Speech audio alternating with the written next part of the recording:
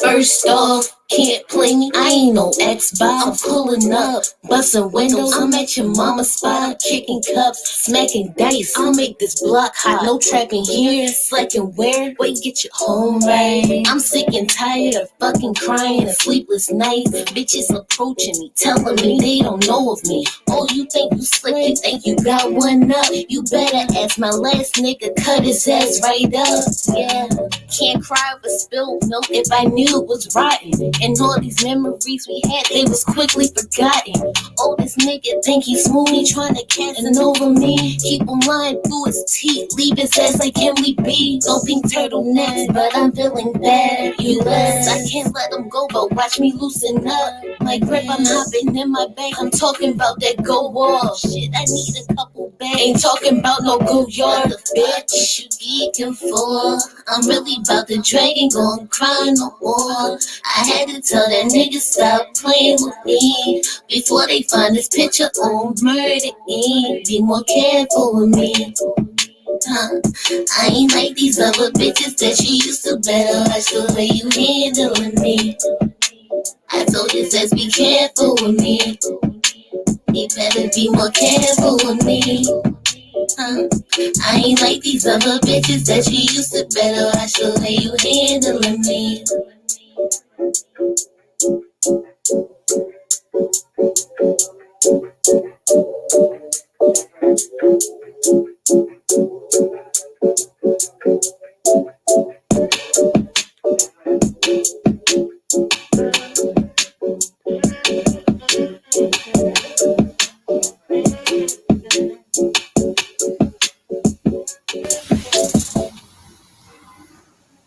Hello, my darlings. Hello, hello, hello. Much love, hugs, and kisses.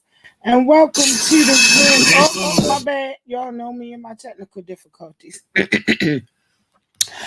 Well, I thought it was time that we had a new book, okay? Much love, hugs, and kisses to everyone. I'm not going to name names because I want to delve into this. This is the revised edition. I read the original edition 20 years ago when it first came out. I'm happy to bring you this book. It is fictional, but it's an author and a story that comes from my hometown. Shannon Holmes wrote his first novel, Be More Careful, while in prison. When it was published, Be More Careful immediately became a #1 bestseller, making him a major name in a new generation of hip hop fiction. He followed Be More Careful with the bestsellers Bad Girls and Never Go Home Again. He lives in North Carolina with his family and their 2 daughters. So this is by Macmillan, who I guess is the publisher. But that's a little bit about him. So I'm not going to keep you waiting. I'm going to start reading. Be More Careful. Revised edition. The king of urban fiction, Shannon Holmes. And so, just real quick for those in the back.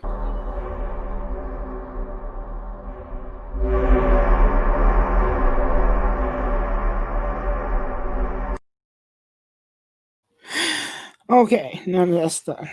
Okay. Be More Careful, written by Shannon Holmes, dedicated in memory of Brianna Smalls, Barbara Eberhart, Mary Baker Clemens, Diane Lewis, Justy Barretto, Eden Wall's Finest, Ronnie, look, I'm butchering these names. Ronnie, Magia, also known as Hellrell, Janelle Joseph, aka Now, Maria Grant, for my daughters, Layla Holmes and Malika Holmes. Chapter 1. Yo! Y'all come here! Hurry up! Yelled Netta as she hurried back into the kitchen. Leaning over the sink, she looked out the window of her two-story row home. Netta pierced her eyes on a startling event transpiring in her alleyway. They still out there, she thought as she waited for the other four occupants of her house to come and see for themselves. Mimi, Fila, Petey, and Rashida came running as if it were a race, wondering what in the world could be so important to interrupt their sessions. This better be good, Mimi thought to herself. Netta was the boss, and what Netta wanted, Netta got. When she called, they came, like a herd of wild horses. Their footsteps could be heard thundering through the house until they reached the kitchen. Damn, bitch, what? Fila playfully asked as they hurried over to the window. Everyone quickly gathered around Netta, bumping and jockeying for position. Shh, said Netta, with her finger held across her lips. What? Asked Mimi, as if she could have stayed where she was on the couch with her blunt. Look, said Netta, pointing to the two figures in the cut of the alley. Ooh, Mika is at it again, said Rashida. Mm-hmm. She got another one, added Petey.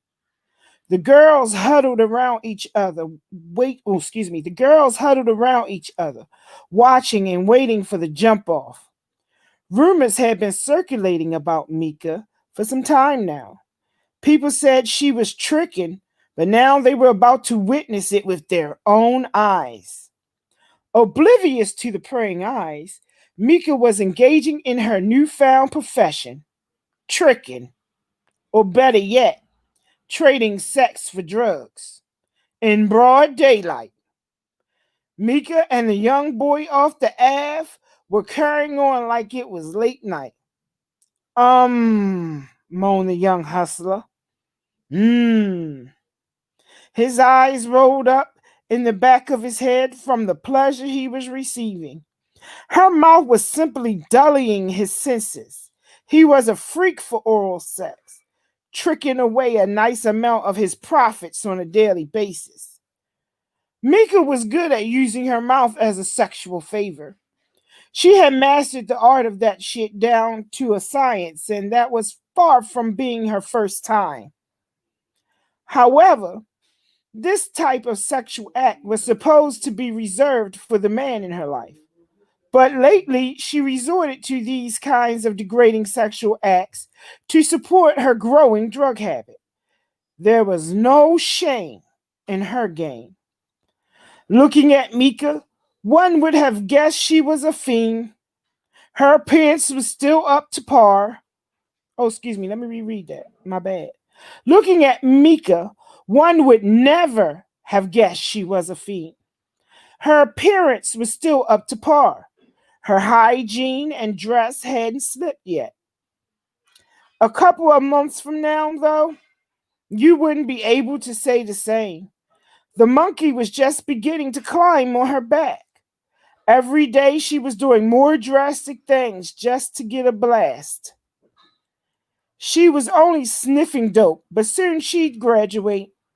Her tolerance level was growing every day, and she was getting curious about life on the other side, shooting dope. As it stood right now, it took her a half a bundle just to get off E. Snorting that amount only kept her from getting sick, not high. Back and forth her head moved, slowly and deliberately. Mika was deep-throating him, and it was driving him crazy. Without breaking her rhythm or skipping a beat, She calmly slid her free hand into her jacket pocket, retrieving retrieving a small steel box cutter. In one smooth motion, she replaced her warm mouth with the cold steel razor, thus bringing this cat and mouse game to an abrupt end. Don't move, motherfucker. Just give me your stash, and everything will be all right, she said as she yanked his penis and applied pressure on him with the steel razor. Shocked and caught off guard, the young boy froze. He looked down at her in disbelief. His words were stuck in his throat, and the only thing he could do was point to his pants, which were hanging around his knees. Still on her knees, Mika immediately yelled to one of her dope fiend accomplices, Lefty, come on, I got him, she said in a whispery sort of way. From out of nowhere, a tall, skinny dope fiend appeared from behind some trash cans. Anxiously, he began waving his arms, signaling to the getaway car. They ran this game all over Baltimore, from east to west, and they used Mika as bait. They had it down to a science. Quickly, the pair fumbled through the boys' pockets until they found what they were looking for. Jackpot, Mika said as her eyes lit up like little tiny Christmas trees. She pulled out a sandwich bag from her victim's pocket filled with bundles of dope and money. She found what appeared to be at least $1,000 in product and $500 in cash. She placed it all inside her bra as Lefty watched over her like a hawk. He already knew Mika might try to stash anything extra she could if he wasn't watching. And that wasn't going to happen. One cue, the old beat up hoopty came to a screeching halt right next to them. The driver, another dope fiend, scanned his eyes up and down the alley looking for any signs of trouble. Mika scrambled to her feet, releasing her iron grip on the boy's penis. Still holding the box cutter in her right hand for protection, she backed up to the car until the car door was safely closed, never once taking her eyes off him. Once Lefty's door was closed, they all zoomed off. Dumbfounded, the boy watched as the car drove off for a few seconds before he headed to act. Grabbing a handful of his jeans, he quickly pulled them back up and then dashed to the trash cans where he kept his gun, hoping to squeeze off a couple of rounds at the car. His attempt proved futile. The car was long gone by the time he gripped his gun. He stood in the middle of the alley, gun in hand, cursing the air. Aha! That's food for this young dumbass. That's food for his young dumbass, Netta said, breaking the silence. That'll teach him. Everything that looks good to you isn't always good for you, she added. Yo, that's a damn shame. I ain't know she was going out like that, but I guess seeing is believing, said Fila. It hurts me to see her go out like that. That was my dog in middle school, said Petey. I swear I ain't never going out like that. I'd rather die first than live like that. And if any of you bitches do, y'all get cut the fuck off, said Netta, meaning every word. Netta had no compassion or sympathy for a dope fiend or any kind of addict for that matter. It wasn't hard to understand her reasons why. Her mother was a stone cold junkie, a young girl growing up. All Netta could remember was never having anything thanks to dope. She never got any birthday or Christmas presents. Her childhood scarred her so deeply, she carried memories around with her like an open wound in her mind. I saw a request. One second, so I'm going to take a quick break. Excuse me.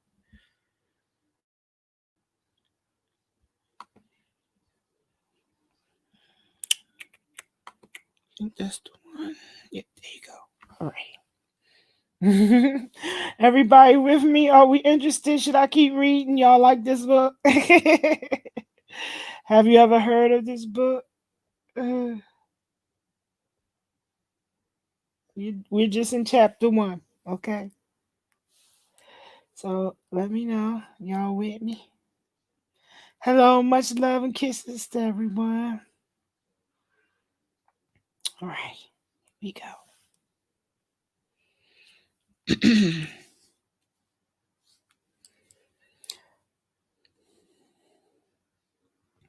No doubt, we feeling you on that, said Petey, completely agreeing with Netta.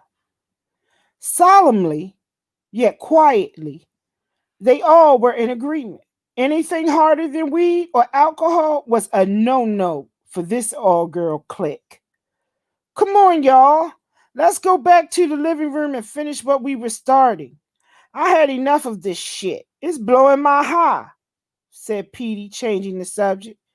Yeah, you right. Let's go get our puff on, said Netta.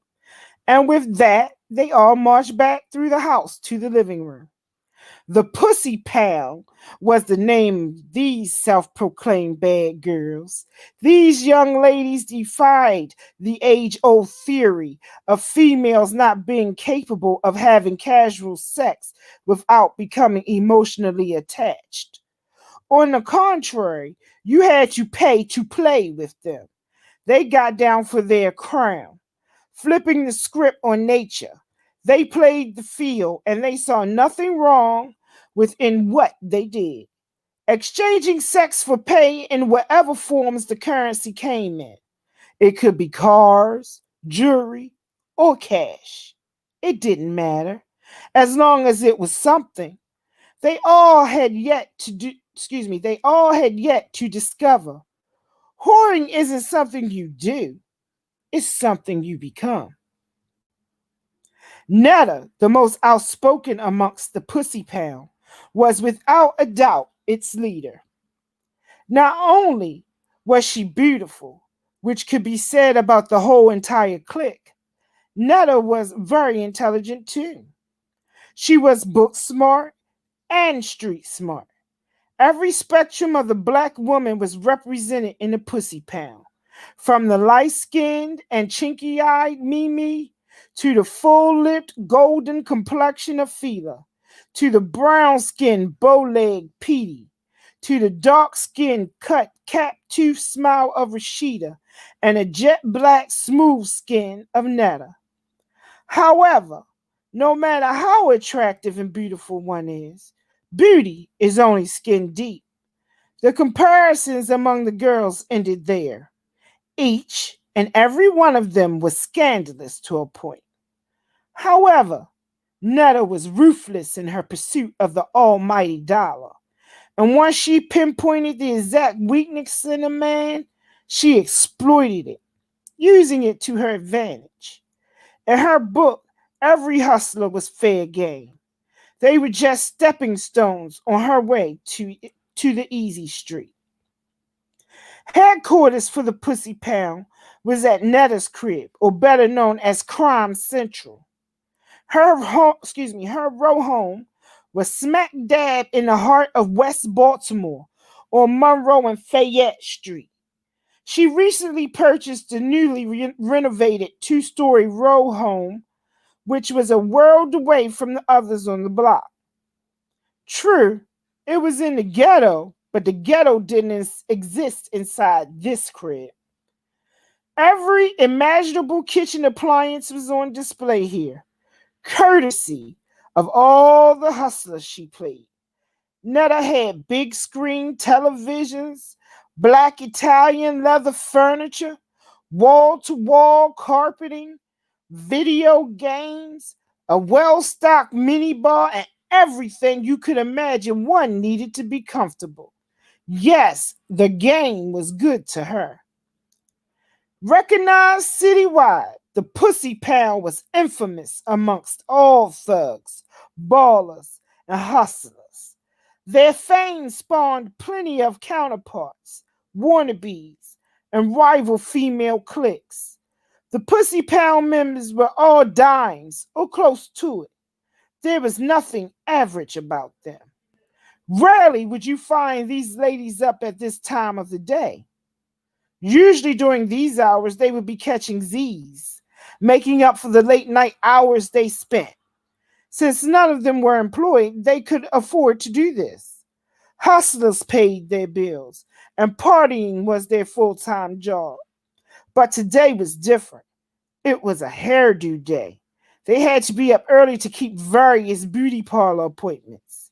It was mandatory for them to keep their wigs tight, since it was a part of their appeal, the Pussy Pound mystique. Back in the living room, puffing on hydro and sipping Cristal, the Pound was relaxed and enjoying each other's company. Looking around the room, you'd think this was a fashion show. These young ladies were high maintenance. Each one had enough designer clothes that would make Lil' Kim proud. Every hot and in-European designer was represented in the living room, from Dolce & Gabbana to Prada, Chanel, and Gucci. Even on bad days, the Pussy Pound represented.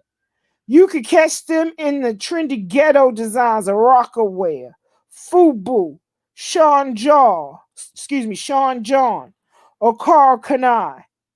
They could accessorize by wearing platinum or gold chains, accompanied by medallions which rounded off their wardrobe.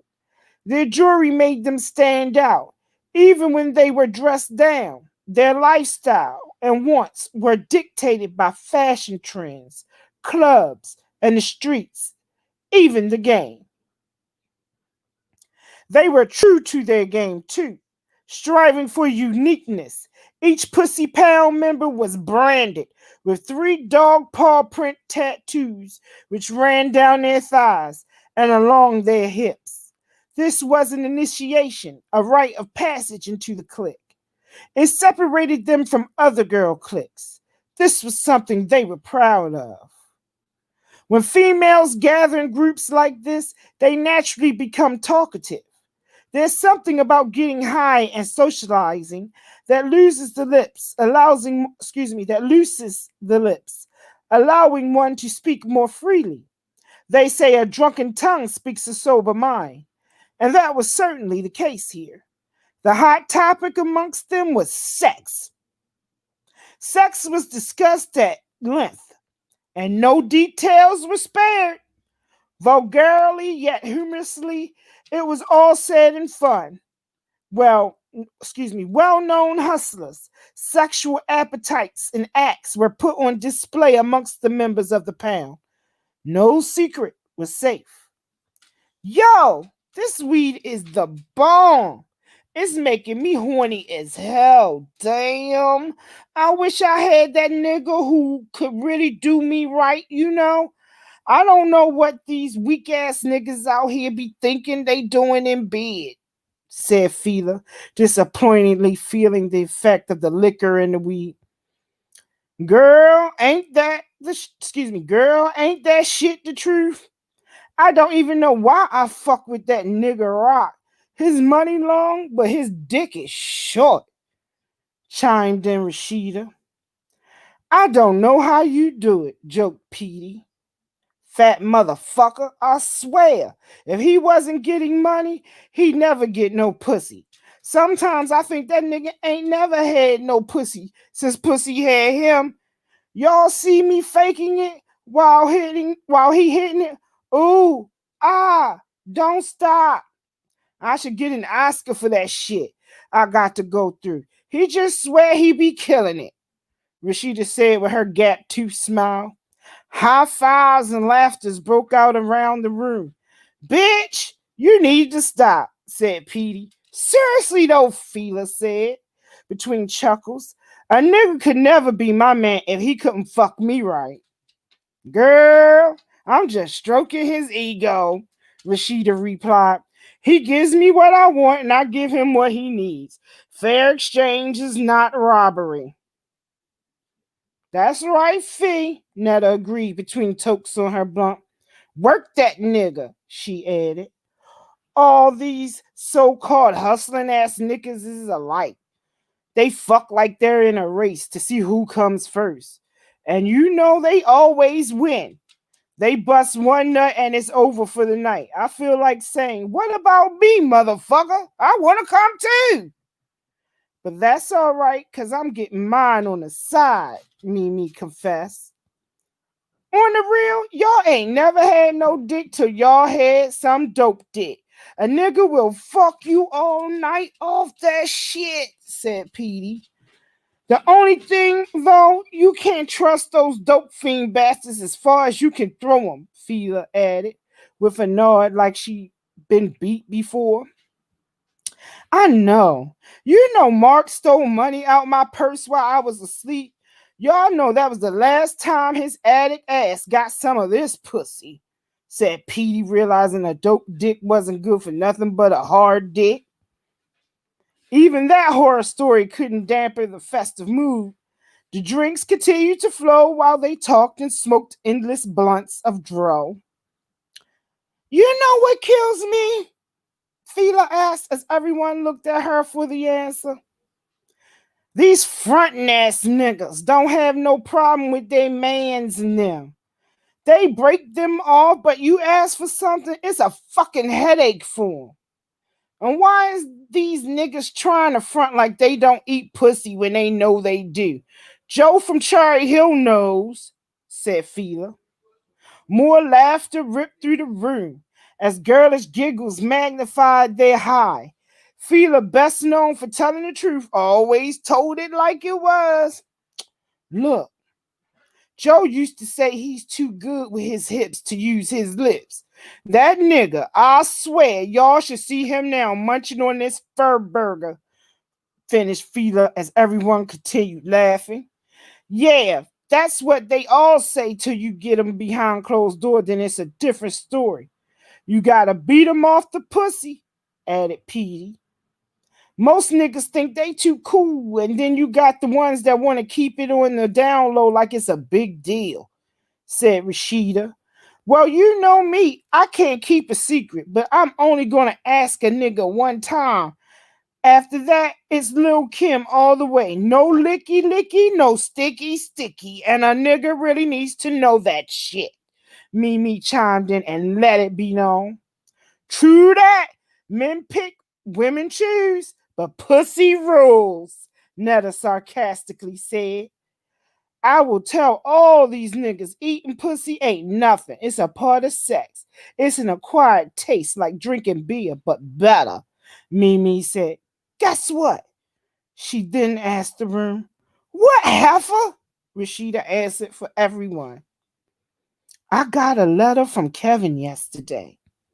He said he misses me, and he asked me was I okay and if I needed anything to just let him know. He said when he comes home, we're going to do it real big together. He asked me why I stopped writing, and he asked about the family. His lawyer told him that he's going to beat the case. He's just going to have to sit for a minute and let the publicity die down. Non-stop and enthusiastically, Mimi spit out all this information in a quick breath, wanting to share her good news with her clique. Everybody knew that Kev had strong feelings when it came to Mimi. For her, he was more than a Mac machine, and Mimi was more than a piece of pussy to him. Mimi crossed the line, though, mixing business with pleasure. She had fallen in love, and Netta didn't like it. Netta frowned, all puzzled, and interrupted. Mimi, I know you ain't falling for that 52 fake out. That's game if I ever heard it. Some old jailhouse rap. Tell that nigga to go find somebody else to bid off of, said Netta, busting Mimi's make-pretend jailhouse romance. She was only trying to look out for her friend's best interest by exposing game. Unfortunately, Mimi didn't see it that way. That nigga's baby mama probably shitted on him, and now he's trying to get your ass down to city jail to visit him. After that, I bet my last motherfucking dollar he'll try to get you to bring him some packages of dope in, Netta continued. She wasn't half done on the reasons why Mimi shouldn't waste her time. Every last one of them niggas in jail wants somebody to hold them and bit with them. Who got time for that shit when you free?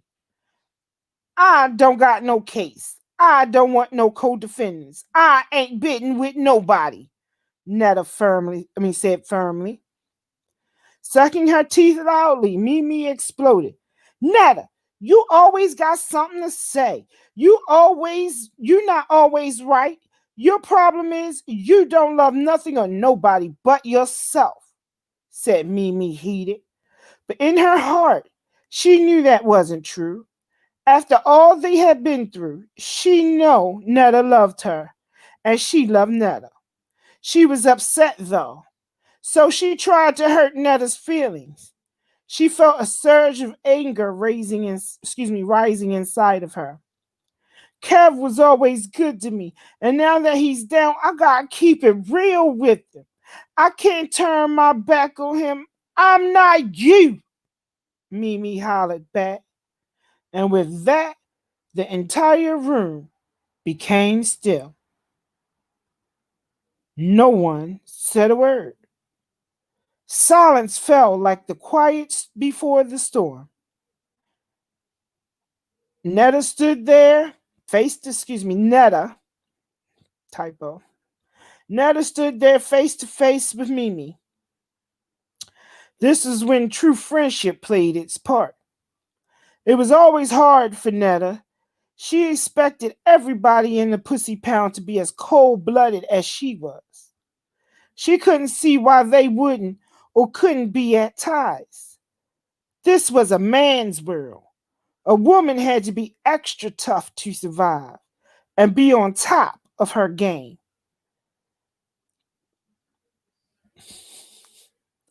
Bitch, please.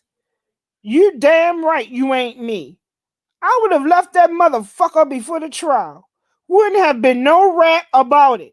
He would have been history the minute he got knocked. Hustlers come a dime a dozen. When one goes to jail, another will step up to take his place. That's the game, said Netta. There was no joy in her voice and no smile on her face. She was just spitting the facts as she knew them to be the truth. Let me ask you something, Netta continued. If you got knocked, do you really think Kevin would be kicking down the visiting room door to get to you? Not waiting for Mimi's response and already knowing that there wasn't one, she responded for her. Hell no, he wouldn't be. See, I did black and the whole nine. But I ain't got time for nobody in jail. What can he do for me, Mimi? Netta rhetorically asked. I'm not going up in those mountains dealing with them crazy ass cracker CEOs to see nobody. I got to do me. I'm true to fun and not to one, said Netta, absolutely feeling herself. Bitch, I guess you can't see black, but bitch, I guess you can't go see black, but it ain't cause you don't want to, it's cause you can't, thought Mimi, standing there vexed. But she didn't say anything. It wasn't her business, and everybody wasn't for everybody. Let me reread that paragraph. I drastically messed it up. Bitch, I guess you can't go see black, but it ain't cause you don't want to, it's cause you can't, thought Mimi, standing there vexed. But she didn't say anything. It wasn't her business, and everything wasn't for everybody. Expressionless, she stared at Netta as if she could see right through her. She knew her better than anybody in the room or alive. They were like sisters. So why Netta always had to try and shine on her? 1 second, I would like to take a break to wet my throat. 1 second.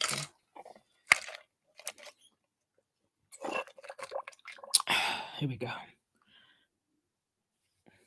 Misinterpreting the love for hate, Mimi felt betrayed by Netta.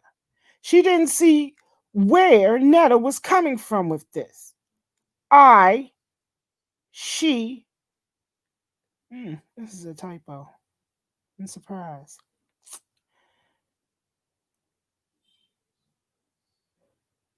One second, y'all.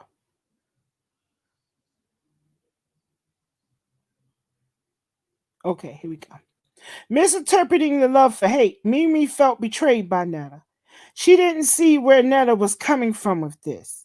She only thought about what Netta was saying instead of letting her feelings get involved when everything would have been all right.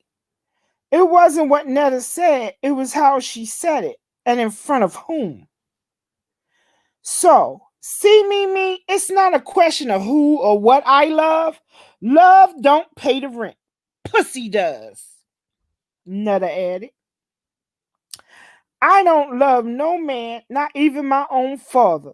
The only men that make me happy are dead ones, dead presidents. If I were you, I'd forget Kev and concentrate on taking that little New York nigga, man, that you met today. That's who you need to be focusing on. I'm going to work his cousin Tone. I know they got some paper. They ain't down here all the way from New York for their health, said Netta, looking at her friend like she was stupid. Absorbing every word in this verbal exchange and thankful it wasn't any of them getting sounded like that was Petey, Rashida, and Fila. They just sat there like they were watching a tennis match go back and forth. Whatever, bitch. It's like this now, thought Mimi to herself. If Netta had seen the piercing of Mimi's eyes as she tightened her lips, then maybe she could have said some softer words. But Netta didn't notice how embarrassed and hurt Mimi's feelings were. Netta forgot how emotional Mimi could be. Though this wasn't the first time, Netta put her card. Though this wasn't the first time Netta pulled her card, held court, and checked her. This was the first time she didn't do it privately. Lately, arguing over small and petty disputes was happening more frequently. Mimi was beginning to think that no matter what she did, no matter how much she got out of a hustler, it wasn't good enough to please Netta, the only person she ever wanted to impress. Placed in the same situation, Netta always thought she could have milked more out of a hustler, and she could. But when her clique didn't live up to her expectations, she had a tendency to look down on them. Although only a year younger than Netta, Mimi felt that they were on the same level. Physically, they were equal. Both were drop-dead gorgeous. Netta was 5'11", dark-skinned with an ample amount of behind and chest. Mimi was 5'8", light-skinned with a well-proportioned petite body. To choose between them was a toss-up, all depending on your personal preference. Do you like your women light-skinned or dark-skinned? The choice was yours. Either way, you couldn't go wrong. Mentally, it was a different ball game, though. Mimi survived in the game while Netta thrived in it. She was mentally tough. This attribute could be traced back to her childhood, having to fend for herself. Oh, my bad. Having to fend for herself early in life, just like Mimi's shortcomings could be traced back to her childhood too. The girls were different in many ways. Mimi has a mother and father, being spoiled, living a more sheltered life, and Netta not. What Netta had thought that Mimi didn't was the ability to think on her feet. Oh, excuse me, my bad. What Netta had, though, that Mimi didn't, was the ability to think on her feet and adapt like a chameleon to any situation. To her, the ends justified the means. At times, Netta's only purpose in life was to play on hustlers. She got a rush from having things first. This was her obsession. She was the first to own a car, home, and so on. She was a trendsetter for the pussy pound. Faking a smile, Mimi sizzled inside, puffing on a blunt. She listened to the idle chit chat. She couldn't shake the ill feeling that crept inside her head towards Netta. A gap was growing daily between the two. The game, the money, and the hustlers had all placed these two friends in direct competition with each other. No doubt, Mimi and Netta loved each other, but beneath the surface, that love was beginning to go sour. This was due to an overdose of competitive jealousies and girlish animosities, some real and some imagined, but constantly arising. She thinks she's cuter than me. Her man makes more than mine does. She got this and I don't, and so on and so forth. After taking another long drag on the blunt, Mimi deeply inhaled it, taking smoke through her nostrils and mouth simultaneously. Then she passed the blunt to Netta and smiled, the fakest smile in the world. A million questions went through Mimi's mind. Who does Netta think she is? She always got some shit to say out her mouth, trying to talk down to somebody. I know she don't actually think she's better than me. Netta smiled back and took the blunt out of Mimi's fingers into hers. Minutes later, and only a few feet away, Netta sat in her navy blue Italian leather recliner, zoning. A smile still pasted on her face. She had a hot date tonight with Tone, the kid from New York. She couldn't wait. But that wasn't the only thing on her mind. She was starting to think that she might have been a little too hard on her homegirl Mimi. She did have the best intentions for a friend. She only wanted Mimi to peep game before she got gamed. She wanted for her friends what she wanted for herself, the best.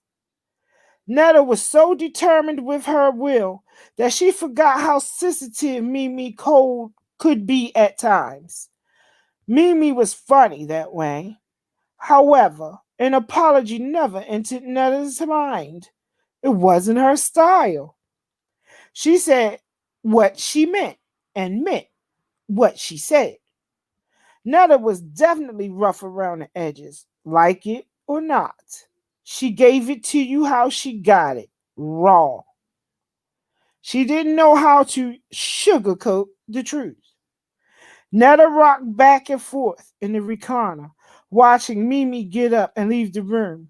Netta hoped she wasn't bent out of shape. It wasn't personal, but for Mimi, it was.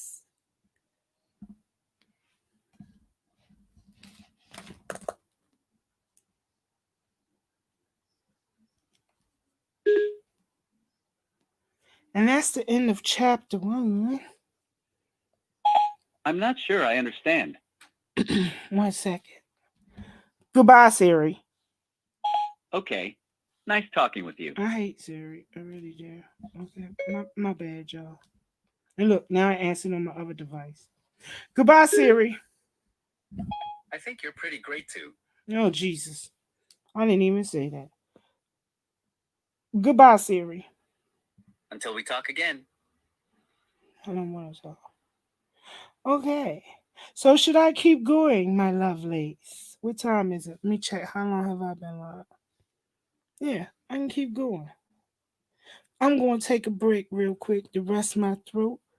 In between chapters, I'm going to do one more for y'all. But while I take a break, sorry, y'all always know the first episode is a little rough around the edges.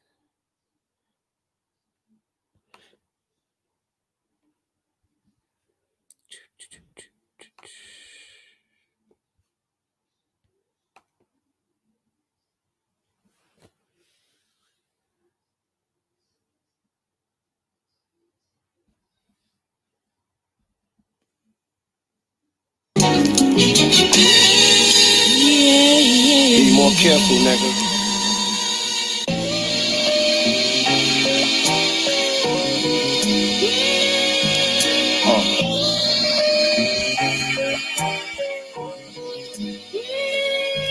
Nigga, I'm from Nostrand and Park, where we was taught to never talk. One time my homies locked up north for bodies they never caught. A nigga be buried in the ground if he stepped in me. What if it's a problem? I'ma rock him like I'm down with Eric B. Your homies like you should shoot him, but you know you ain't gonna do shit. You pussy, rather pluck shit out of dog's ass with a Q-tip. Niggas ain't half as nice. The rap martyr bitch raps my life. The martyr means doing good deeds at considerable self-sacrifice. What you left, you can't get back in. But don't ask me what happened. Cause the fact is, you try to sink the ship if you can't be the captain. It's crazy. The same niggas that used to tell me no when I needed help, the same was now bragging about how they helped me blow. I be traveling, got fans that speak in different languages. Go crazy trying to cop my shit like the Popeye chicken sandwiches. Niggas trying to say we the next rule. Yeah, respect you, but that's not true. Cause there's a lot that we gotta do that we have yet to. But I'm on it though. Come. World is born, martyr. Sophistication. The west side is the space where it ain't a marble fireplace. Till then, put it on weight. Intake of the carbohydrates, the cocaine place. Taste to the eyes start to dilate. 12 on the corner shots, ran startled by 5 shaking street digestion. Slugs in the intestines like probiotic seeds. They stuff in the pack of they rectums like colonoscopies. Bodies colder, they frozen to the road home with no occupancy. Put the Glock to the spot with your bridge and your Oculus meet. My conglomerate, highly elite. Don't try to compete, you gotta come with a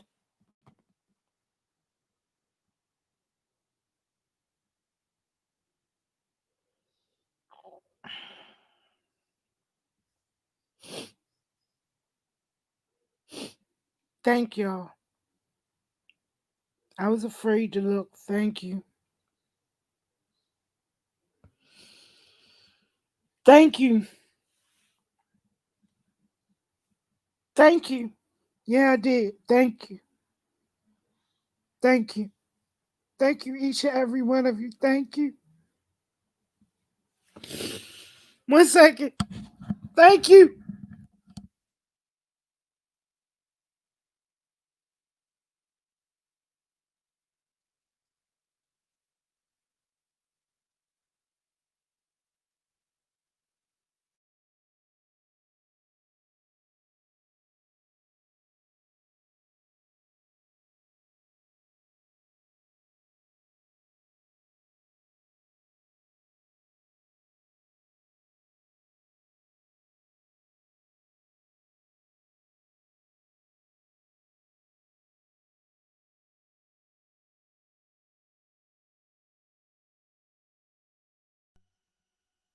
Come on, man. Come on, man.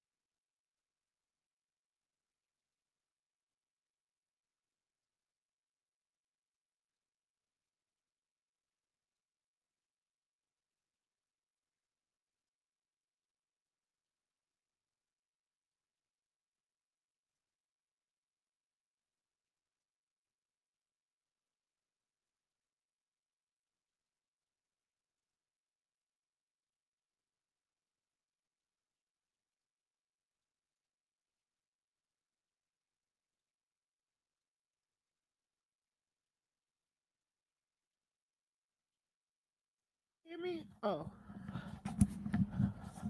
My bad. All that time I was talking and saying thank you and stuff and snotting at the nose, my mic was turned down. Can y'all hear me now? Ah! Y'all took me off my square. See, that's why I don't like to look at the chat. Y'all took me off my square, but it was good news. I had to stop and check. But I want to say thank you to everybody. I was all snotting and stuff over here. I was snotting. I muted my mic and turned it down because it's a habit for me to turn my mic down. So in case I unmute myself by accident, my mic is turned down. So you won't ever get any me cussing out the dude. No. But you know what? I'm gonna stop here. No, I'm gonna go with chapter 2. I'm not gonna let y'all take me on myself. I'm gonna do chapter 2. I got time to do chapter 2 if I get it in quickly. But thank you, everyone. I was over here crying and snotting at the noses. When I saw the comments in the chat, of course I had to go look. So thank you. I love y'all. I really do. Okay. So let's get on with it. Again, it's Be More Careful by Shannon Holmes. He wrote this while in prison. It's based in Baltimore, my hometown. It's 20 years old. This edition is the Kindle edition. And it has a few typos so far, but I don't blame him because I remember reading the original. So it takes me back to my heyday because I was in my 20s and single and having a good time when I read this. So it takes me back. So here we go. The past. Let's go back for a bit. Chapter 2. Murphy Homes, better known as Murder Homes, was a rundown housing project located in West Baltimore, a stone's throw away from downtown.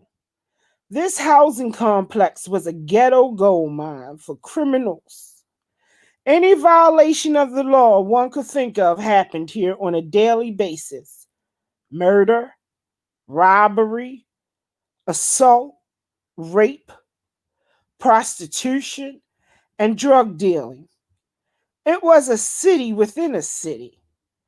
It was breeding grounds for lawlessness, a destroyer of dreams, and a death trap for poor Black low-income families. However, to Shanetta Jackson, better known as Netta, it was home. Netta was conceived out of wedlock to Renee Jackson and some big-time hustler named Dollar. Netta never met her father. She didn't even know who he was. To her, he was only a tool God used to bring about her existence. He was nothing except her biological father. For his part, Dollar never denied that Netta was his. He just never stuck around long enough to financially support her. He claimed Renee had purposely gotten pregnant to trap him. Renee, in return, passed the buck to her unborn child, blaming the pregnancy for running her man away. She contemplated having an abortion, but well into her second trimester, no physician would touch her. 1 second, y'all. I got a scratch in my throat.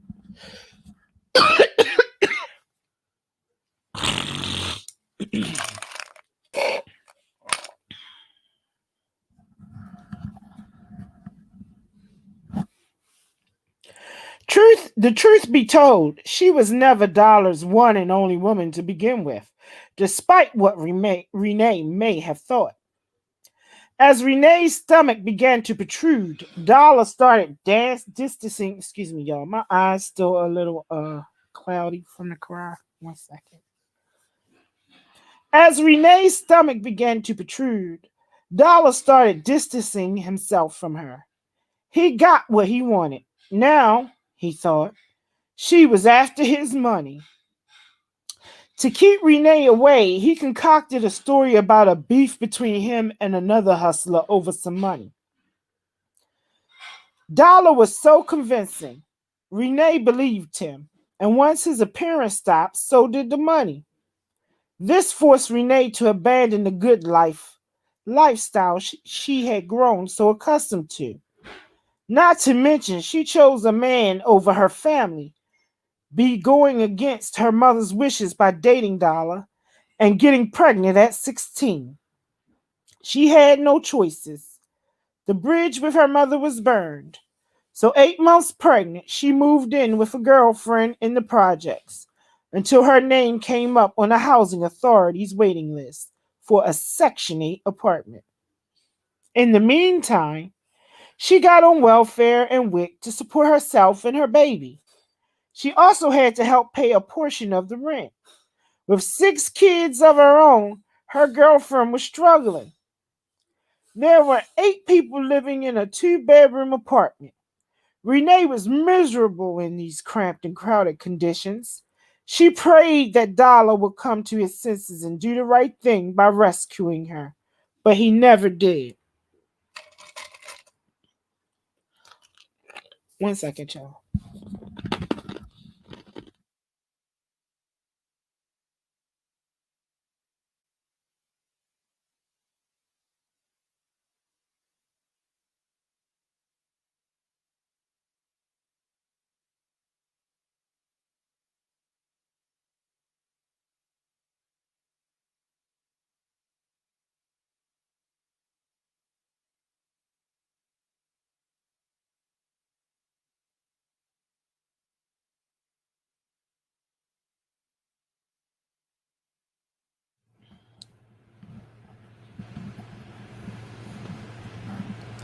My bad. That itch was just getting to be too much. And thank y'all. Thank y'all again. Okay. A month and a half later, Renee gave birth. And once Netta was born, it was on. Renee felt liberated. After 9 months of carrying around all the excess baggage, her body quickly retained the previous shape, and male suitors came calling. But not Dollar or any man on his level. A year later, Renee was now living in her own 2-bedroom apartment. Her name couldn't have come up on the list any sooner. Renee now had all the privacy she needed. Sorry, that damn cough. 1 second.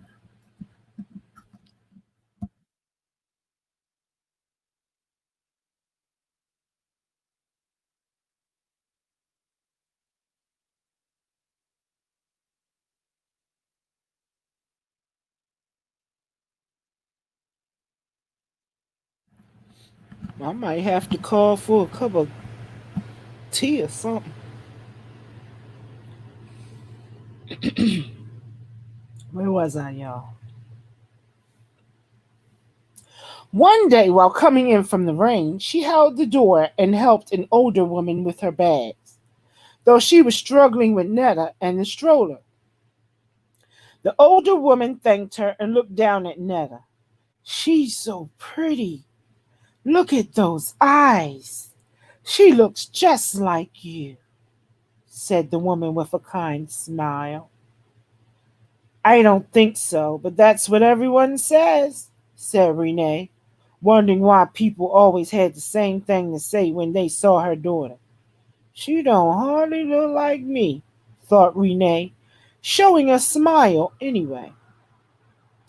Renee and the old woman talked briefly in the elevator. Netta smiled as the older woman made cuckoo noises and smiled at her. You live in the building by yourself? Asked the older woman. Yes, me and my daughter. Well, I'm May Morris, and if you ever need anything, please feel free to come see me. I live in 7D, said May Morris as she gathered her groceries and exited the elevator. Miss May smiled her kind, warm smile at Netta as the door closed. She'd make a good babysitter, thought Renee, The woman lived in the building. Y'all don't understand, right? I just had a little smirk on my face when I read that sentence. Cause this sounds like bitches I know. I'm just saying. This whole book, I'm telling you, out the list of women that I am still friends with and fuck with in Baltimore to ones that I don't.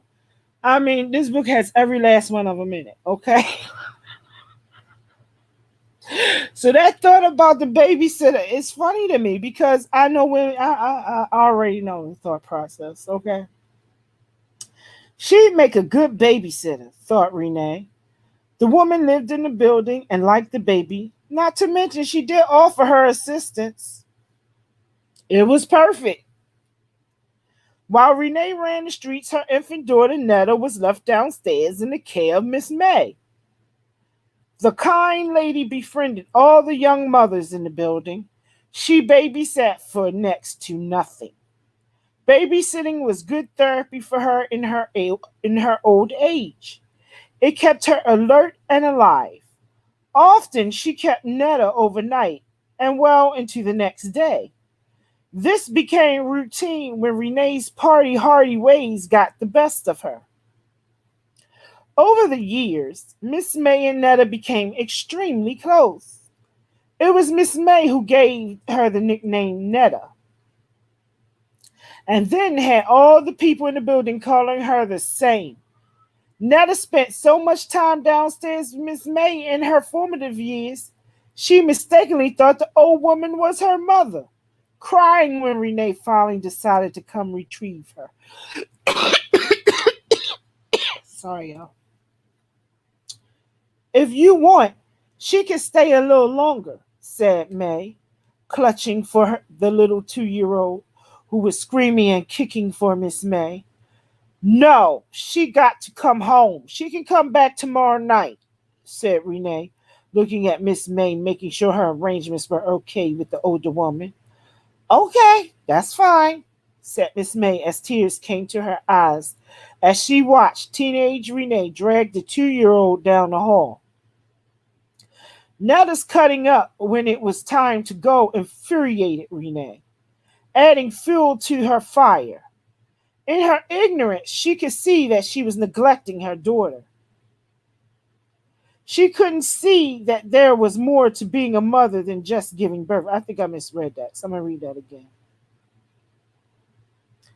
In her ignorance, oh, that is what they wrote, okay. In her ignorance, she could see she was neglecting her daughter.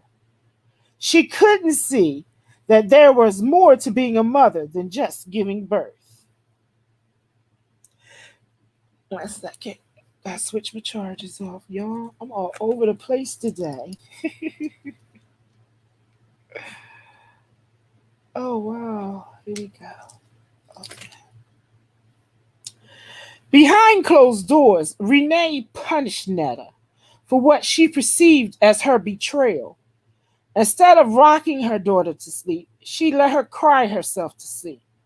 When confronted about this by a friend, she explained she didn't want to spoil the child. She's already spoiled.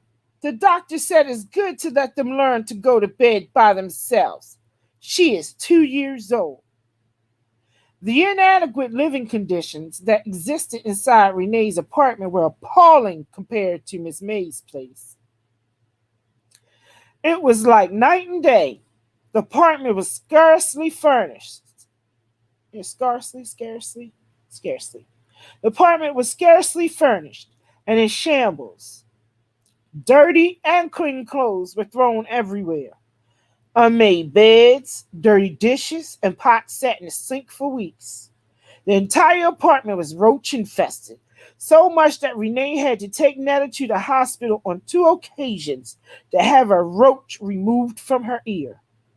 On the whole, this was no way for any human being to live.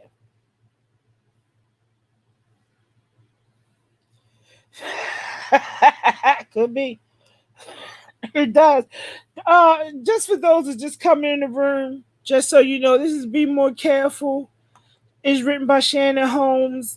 It is based in Baltimore with Baltimore characters from 20 years ago. So, like I said earlier, a lot of the female characters I can relate to. In fact, all of them. Okay, I've been there and or around. Okay, okay, and this is fiction. All right, I forgot where I was. Oh yeah, here we go. When Miss May found out how they lived, she decided to keep Netta in her home as long as possible. She even bought Netta new clothes and washed her dirty ones. To Miss May, cleanliness was next to godliness. It was Miss May who helped Netta learn the ABCs, and she helped her learn to count to 20 and write her name. So when it was time for Netta to begin kindergarten, she knew the basics.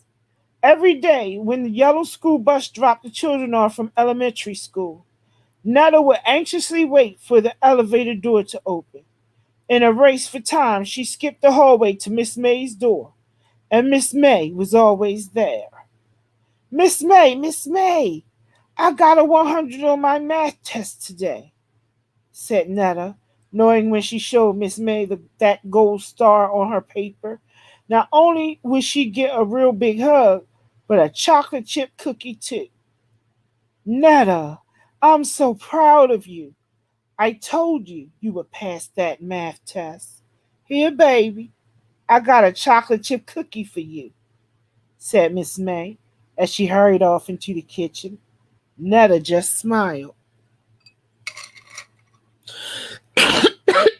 Sorry, y'all. I got this on my throat. Hope I'm not getting sick. Okay. As Netta grew, time only fortified her relationship with Miss May. Miss May picked up the slack left by Renee, becoming Netta's surrogate mother. In private, Netta addressed Miss May as Mama, and she never even called her own mother Mom. She had been taught by Renee from the day she was old enough to speak to address her on a first name basis. As a matter of fact, it was Renee who insisted on this, claiming Mommy made her feel old and she was still young. As Netta matured and headed towards puberty, Miss May taught her all about the birds and the bees and a woman's hygiene, just like she had groomed her own daughters some 30 odd years ago. Her home became a nurturing environment and a safe haven for Netta. Mother and daughter looked so much alike that older folks in the building used to say Renee spat Netta out.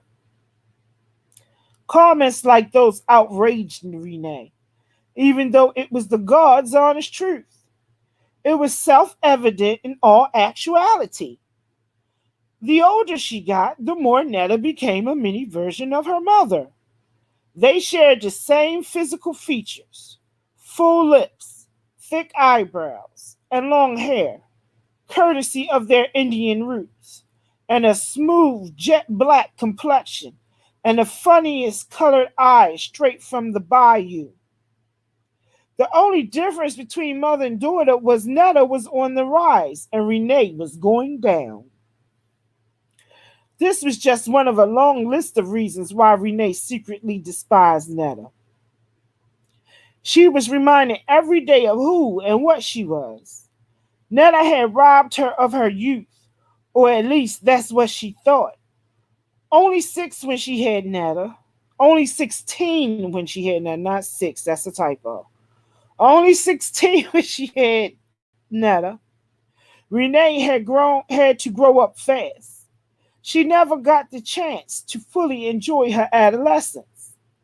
Acting more like a mean big stepsister than a mother, she constantly put down and scolded Netta for any and everything. Netta's only avenue of escape was school and the paper dolls she cut out the magazines and newspapers to play with. Learning came naturally to her. She excelled in school, but instead of encouraging her daughter, Renee poked fun at her, calling her Mrs. Smarty Pants. The ghetto was getting the best of Renee. Over the years, it stripped her of all her hopes, dreams, morals, and principles. With no hope in sight, she began drinking heavily, losing herself in the bottle. Excuse me, not the Bible, the bottle. This accelerated the aging process. She began to look older than her years. When Renee turned 26, she looked 36. She felt 46, and her 10-year-old daughter was looking all the youthfulness of a budding young lady. This made Renee jealous, and when she was drinking, she became verbally abusive to her young daughter. If Netta took too long doing her hair for school, Renee cursed her out. Bitch, you ain't cute. Stay the fuck out of that day. She did everything possible to avoid Renee. For Renee, one thing led to another. She swiftly slipped into the world of drugs. She gave up her life, accepting her conditions, her station in life. Dope will forever be her Achilles heel. While the dope was working its magic on her, the hostility towards her daughter disappeared. All the obscenities ended. But it didn't matter because by now Netta was immune to Renee's foul mouth. Young and naive, though, Netta began to grow suspicious of her mother's on and off displays of kindness. Until one day, home from school early, Netta found her mother nodding out on the toilet with a needle still stuck in her arm. This was a bad omen of what was to come. The measly monthly welfare check that the Jacksons received was gobbled up by Renee's dope habit. With a dope fiend for a mother and an absentee father, times were hard for Netta. She confided her problems to Miss May, spilling her heart out about her mother's addiction. Miss May comforted Netta, welcoming her into her home with open arms. Netta's trips to Miss May's house increased in light of her troubles at home, making sure all her basic needs were met. She also planted seeds of wisdom in Netta's young mind. She passed down old-time morals and principles to Netta. They talked for hours at a time.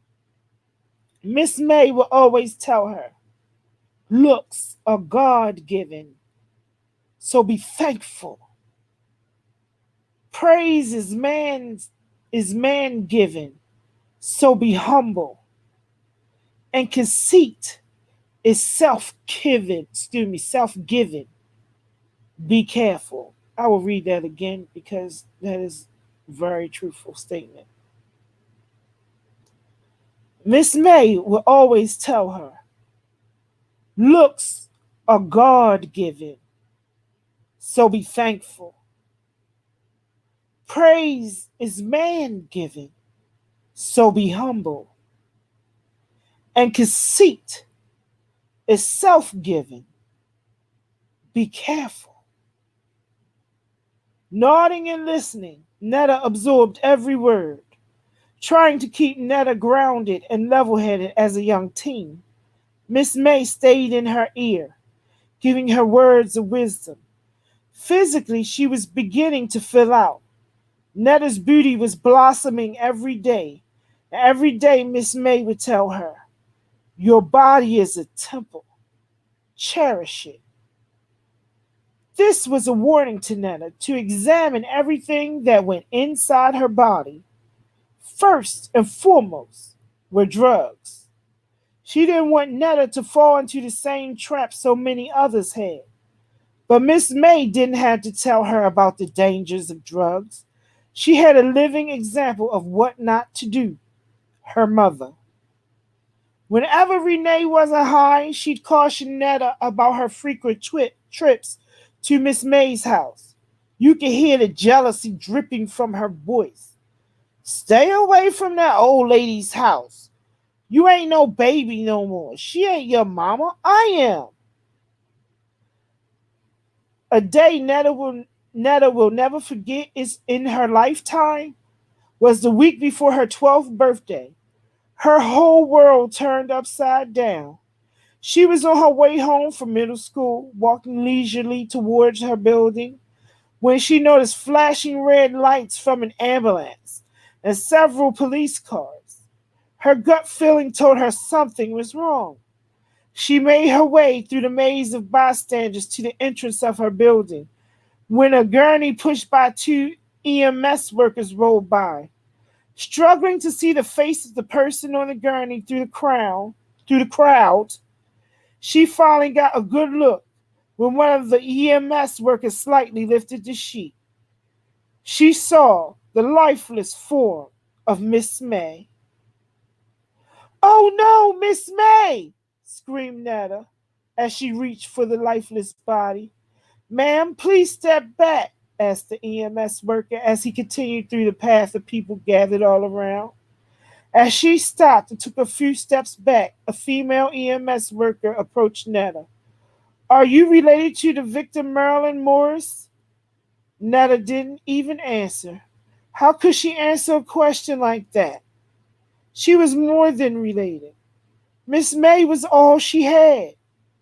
As tears began to stream down her face, Netta turned to the EMS worker and simply whispered, "She was my grandmother." It was then learned that her guardian angel had been the victim of a brutal robbery and rape. Some unidentified dope fiend assailant had pushed his way inside her home. Needless to say, Netta was crushed and overwhelmed with a feeling of incredible loss. Not just Miss May, but her safe haven was gone as well.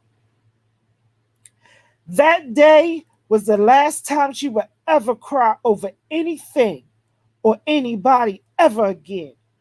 When Miss May died, a part of Netta died too. Hello, darlings. Much love, hugs, and kisses to everyone in the room. The clouds can be dark, even when there's no storm.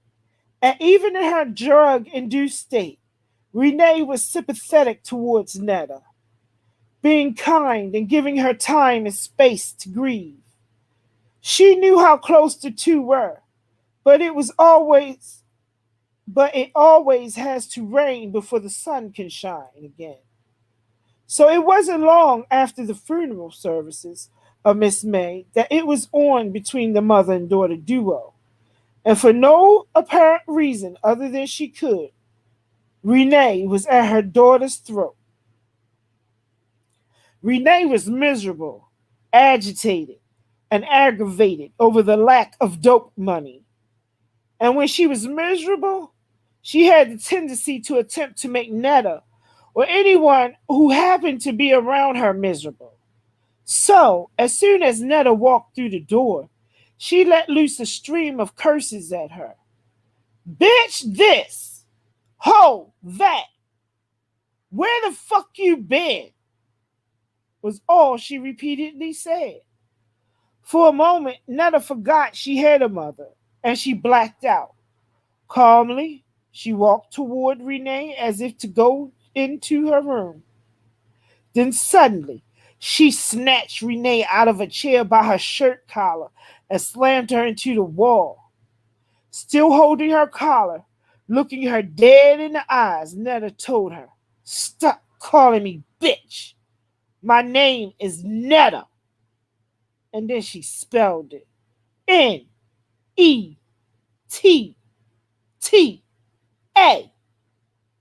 "If you ever call me out my name again, so help me God, I'll kill you." Then real calmly, she released her grip as if the blackout was over and let her mother's thin, straggly body slide down the wall until her feet touched the floor.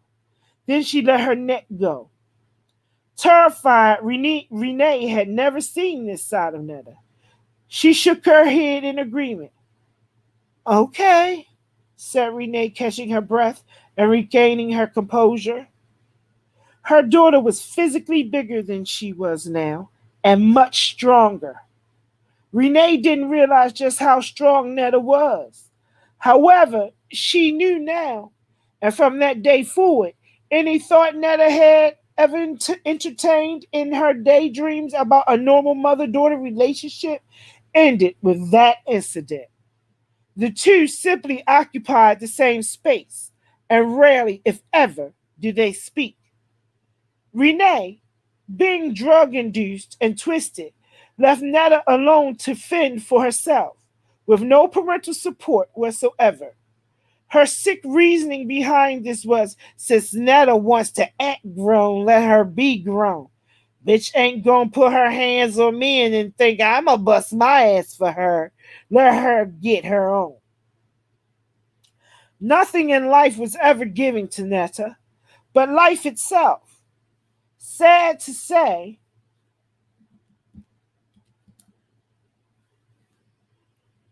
my bad, I lost my place, y'all. Sad to say, and so hard for people on the outside looking into every really, wait a minute.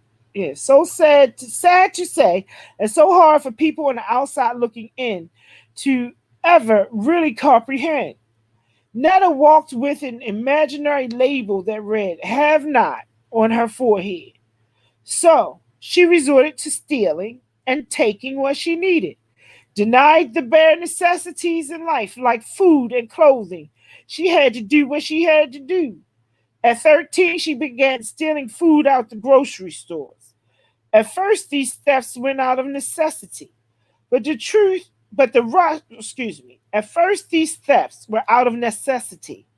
But the rush of power she received from stealing after getting away with her crime turned Netta into a kleptomaniac. The more she got away with it, the more addictive stealing became. As time went on, it became an everyday habit. The name of the game to her was survival, adapt, and adopt. When Renee would bring home her no-good junkie friends to get high with, Netta would watch them patiently through the cracked doorway of her bedroom. She sometimes make an appearance, but would quickly return to her room, as Renee told her she had to stay in her room whenever she had company. However, as soon as they would drift off in nod mode, Netta would relieve them of any and all valuables they had. She didn't care if they had spare change, she was taking it. She stole everywhere she went. Life wasn't fun and games. She had to steal to eat. And that's just how it was. Corner stores were among her first targets. Realizing those were too risky, she started hitting supermarkets, slipping in and out undetected. As time passed and Netta turned 14, food was no longer the only necessity. Clothing became just as important. Taking notice of how shabby her wardrobe was, she began to boost clothes. She felt like Cinderella trying on all the new outfits in her room as she fixed her hair in a different style with every outfit she tried on. The stolen clothes she wore made her feel good about herself. She felt important, like she was somebody. All the morals and principles she learned while under Miss May's care were abandoned. Greed set in, and greed has the ability to blind a person, making wrong seem right and vice versa, causing change to a person from good to bad. And Netta was ready and willing to change. Whatever it was, it had to be better than this. She had been a good girl all her life. And what had it gotten her? She was tired of not having nothing or having to go without. Never again would she settle for less when she needed more. Boosting clothes became Netta's hustle. She became so good at it, hustlers would pay her in advance by placing orders for a specific article of clothing by a certain designer. Netta's nifty trade of boosting for others turned clothes into case. Now she didn't have to steal food anymore. It was kind of hard thinking about solving math problems when she hadn't eaten and her stomach was growling from hunger. Entering Southern High School for her freshman year, nobody could tell Netta a thing. She was the best dressed person in the school, bar none. She had a unique sense of fashion. She was always wearing the latest designs from the hottest designers. Even teachers were impressed with her sense of style. She was the envy of half the school. To her, School was a fashion show, so every day she tried to make a fashion statement. She was turning the heads of both guys and girls alike. Not having anything for so long affected Netta so much that she became materialistic. Almost every girl at school hated Netta. Females can be so petty and jealous at times, especially over nothing. Now, Netta was the target of their hate. If they only knew all the trials and tribulations she went through to get what she had. If they only knew what her home life was like, they might have sympathized with her. But they didn't, so they couldn't. All they saw were the fruits of her labor. All they knew was that the new girl was taking all the boys' attention from them, and they didn't like it. Upper male classmates and her junior classmates were all trying to holler. They liked what they saw, but Netta had no time for boys. Day-to-day survival took up all of her time. Her mental development was way ahead of her physical desires, even though you couldn't tell. When Netta walked into a classroom or down the hall, she deliberately walked provocative. The seductive twist of her hips suggested that she had something between her legs that no other woman in the world had. The jeans and skirts she wore hugged every curve of her body, emphasizing her round ass or fat print. Her body language screamed, "All eyes on me." She was sexy, yet she carried herself with class. It was only a matter of time before some female drank a little too much haterade. It was only a matter of time before some female drank a little too much haterade and tried their luck. And so it was. In the cafeteria one day during lunch, a girl jumped in front of Netta standing in the lunch line, pretending shit was a game and trying to play Netta. The girl, for no reason, bumped Netta, causing her to spill her canned soda. Netta immediately recognized this stunt as a test. Since it was a test, Netta was going to make an example out of her. So she bumped the girl back. When the girl turned around to say something, Netta bashed her upside the head with the plastic food tray she was carrying. The swinging of the tray landed Netta's lunch on everyone in reach. Seeing that her opponent was dazed, Netta jumped on her and proceeded to beat the shit out of her.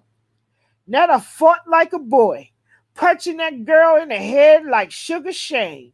It took 2 male security guards to pull Netta off the girl, and they almost got knocked out too. There was blood everywhere, and not a drop of it Netta's. Fighting gave Netta an adrenaline rush, like when she stole something nice. All the negative emotions she had pinned up inside her toward her mother were unleashed on her opponent. This was a way to vent her anger. Wild and reckless, no matter how big or small the opposition, Netta fought them. In school or after school. It didn't matter where. Every day she had something to prove. Willing herself to win, Netta's feel propelled her on, even when she wanted to quit. The more she fought, the more vicious she became. Netta tired of just throwing punches. Now she sought to disfigure her victims. Present yourself for battle and guard your grill. Her favorite way was to slice the face with a straight razor, leaving a nasty cut. She permanently marked people for life. Quickly, the word spread that she was crazy, and her fights ceased as quickly as they began. With other housing projects attending the same high school, her rivals never once jumped her. Murphy Homes was too deep at Southern. To jump one was to fight them all. Bonded by love for the hood, the Murphy Homes girls stuck together. Though none of these girls were actually Netta's friends, they were associates. If anything, Netta was a solo.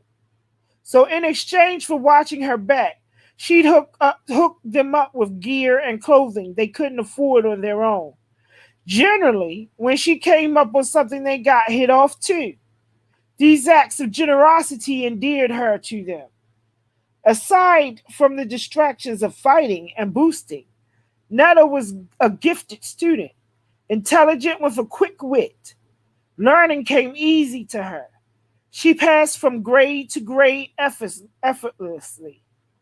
Getting good grades was a pattern she had established since elementary school. She had an uncanny ability to focus on the task at hand, no matter what was happening around her. She made the honor roll every year, maintaining a 3.7 grade point average.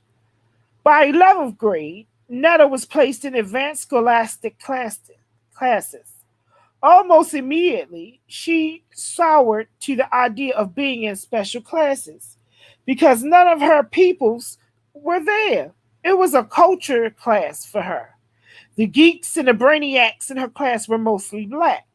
However, they weren't from the hood. Even if they were, it didn't matter. They just weren't about it.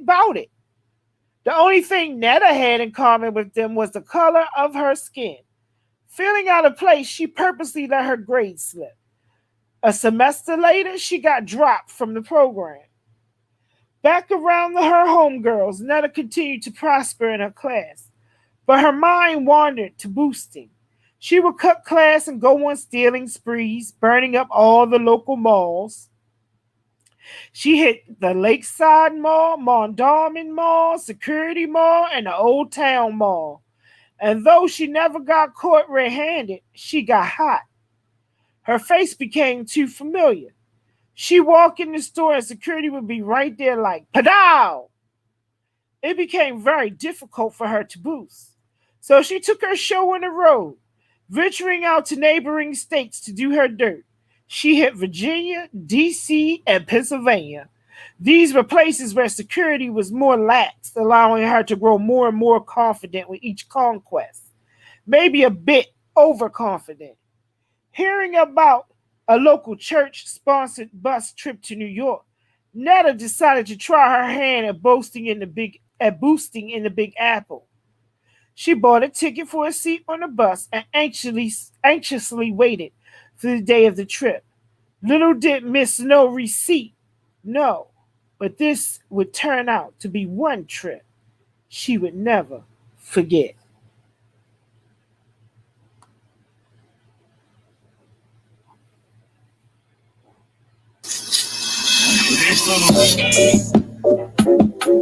Yeah, yeah. Yeah, yeah. Yeah, yeah. First off, can't play me, I ain't no Xbox. I'm pulling up, busting windows. I'm at your mama's spot, kicking cups, smacking dice. I'll make this block hot. No trapping here, slacking where? Wait, get your home right. I'm sick and tired of fucking crying and sleepless nights. Bitches approaching me, telling me they don't know of me. Oh, you think you slick, you think you got one up. You better ask my last nigga, cut his ass right up.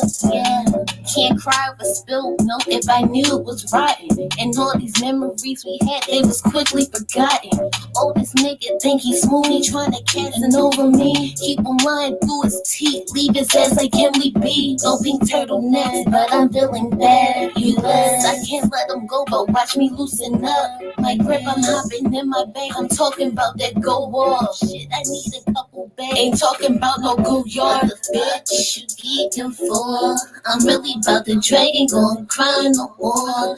I had to tell that nigga stop playing with me before they find this picture on murder game. Be more careful with me. I ain't like these other bitches that you used to better watch the way you handling me. I told his ass be careful with me. He better be more careful with me. I ain't like these other bitches that you used to better watch the way you handling me.